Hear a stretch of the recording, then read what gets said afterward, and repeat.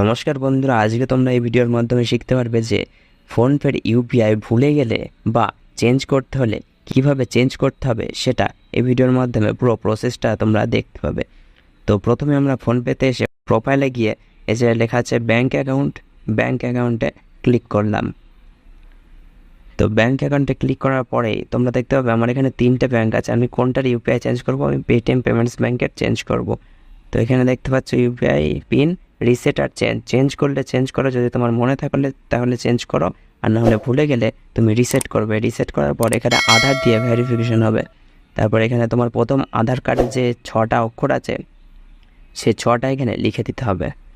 তো আমি এখানে লিখে দিই, লেখা হয়ে গেল, কন্টিনিউ করলাম। কন্টিনিউ করার পর কিছুক্ষণ প্রসেস হবে। এখানে প্রসেসটা পুরোপুরি ফোনের স্ক্রিনে দেখা যাচ্ছে না। এখানে 2টো ওটিপি আসবে, একটা ব্যাঙ্ক ওটিপি, একটা আধার ওটিপি। তো দুটোই নিজে নিজেই বসে যাবে এবং ইউপিআইটা তুমি সেট করে ফেলতে পারবে।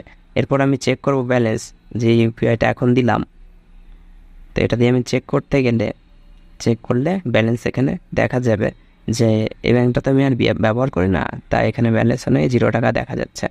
তো এইভাবে তোমাদের ইউপিআইটা চেঞ্জ করা হয়।